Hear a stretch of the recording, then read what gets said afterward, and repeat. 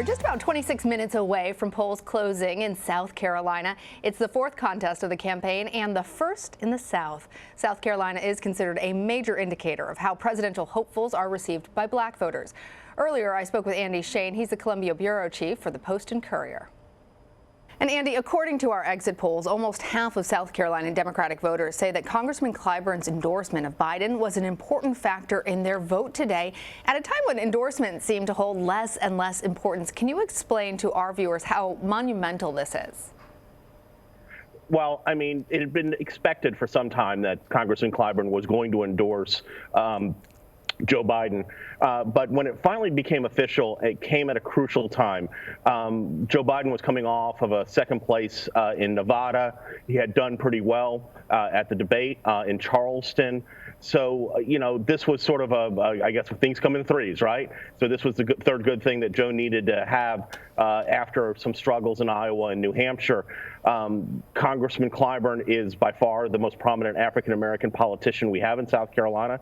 He is, obviously the most prominent African-American congressman, the most powerful as far as position in Congress. So, it was really crucial for Joe Biden to get that endorsement and to propel him to what's expected to be a victory here in South Carolina. And it's interesting because right before that happened, Senator Sanders really appeared to be weakening Joe Biden's stronghold in South Carolina. Why did his poll numbers slip?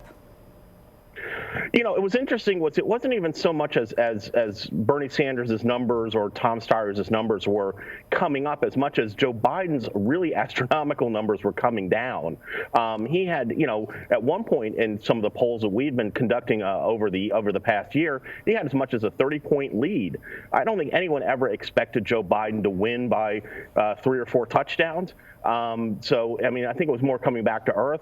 I think, of course, there was a lot of buzz being generated about Bernie Sanders, and that was creating some things. I think also that a lot of people were waiting until the last minute to make up their minds. So, I think a lot of that was a combination that created a little bit of that uncertainty over the past few weeks, and that certainly has been pretty much evaporated in the past 4 or 5 days. Yeah, and speaking of Sanders, he held a rally this week in Spartanburg, and he turned out a big crowd there. Can you tell us a little bit more about his campaign's efforts to increase voter turnout among new voters? That is Bernie's bread and butter is these younger voters, newer voters who feel like that they don't really belong with the traditional system that the Democrats in place, the system that to a certain degree, Joe Biden represents. The issue is that it's growing beyond the number that he got in 2016, which was about 26, which was a little around 25%. Could he build on that? Could he build on the big question is, can he build on African-American support, which was just 14% back in 2016. So, he again, as I was saying before, it wasn't even so much that his number really came up as much as Biden came down. He seems to have a certain, for lack of a better term, ceiling in South Carolina, because South Carolina Democrats, especially older Democrats, tend to run a little bit more conservative than some of the progressive issues that Bernie Sanders has been promoting. And you also, Andy, reported on how absentee voting in South Carolina has already surpassed the 2016 numbers. Any indication as to why that is? Partly it's just because I think everyone knows about being able to vote early. We don't have early voting here in South Carolina, as it were. You can vote absentee early, and pretty much the reasons to vote absentee, you don't have to give really any proof that you're going to be out of town or you're sick or you're going to have to take care of mama or anything like that. You can pretty much just say, I need to vote absentee, and you can do it. So it's a de facto early voting.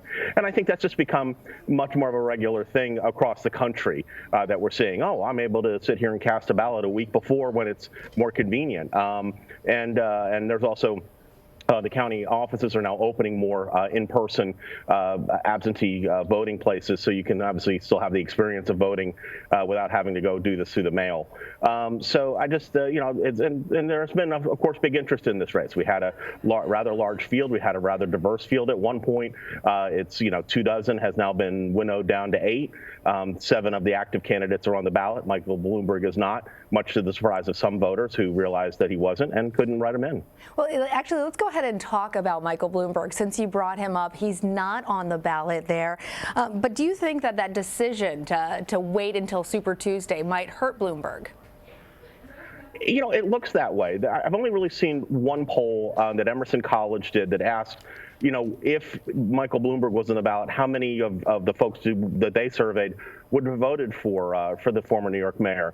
And in fact, they found that it was almost 20% or 21%. You know, based on sort of just a thought about how much where he was taking the votes away, he might have finished in second here in South Carolina. Could you imagine what that would have been like if he had done that and what that would do for his chances in some of these Super Tuesday states?